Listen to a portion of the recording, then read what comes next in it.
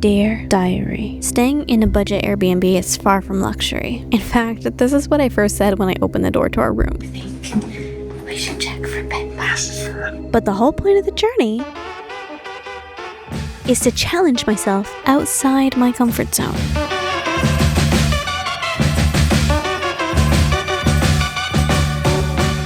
Come check out this Airbnb that I got in London. Hey, Joel.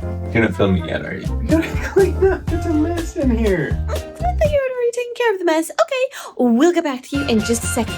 Nice and clean. Okay, so we got this Airbnb on a budget. Best part, £49 a night. 43 pounds.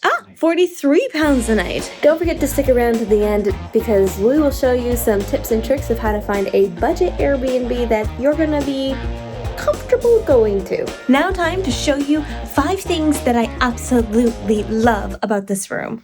The number one thing I love about this budget Airbnb has to be the room. This Airbnb might not look like much to most, but to me, I see a place that I can come back to, a place to sleep, comfort, and also privacy.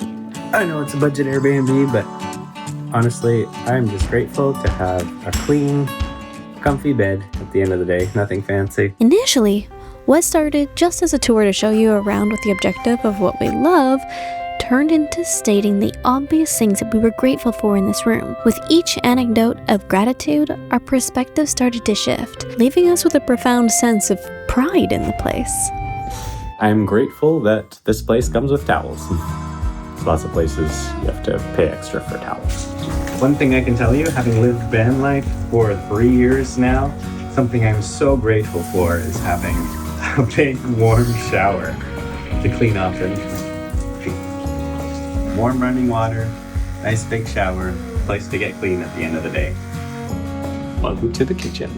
The thing I really appreciate about having a kitchen is it allows you to save a whole bunch of money on food. Even just simple little things. Toaster oven, microwave, stovetop, kettle means you can cook simple meals here and store your food in a little fridge.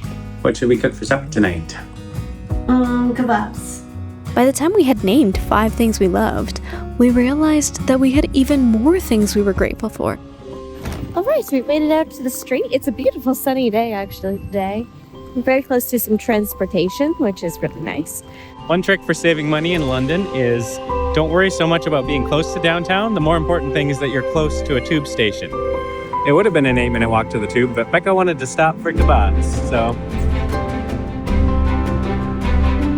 I think for me, the whole point of this trip is to live as minimally as I can, with very little belongings with me, and to learn how to be grateful for every single thing in my life. Because one of the big things van life taught me was gratitude, and I want to open up more opportunities within my life to experience more moments for just sheer gratitude.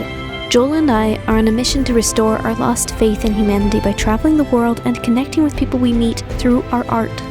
But this means stepping outside of our comfort zones by living out of a backpack, connecting with strangers, and calling strange new places home.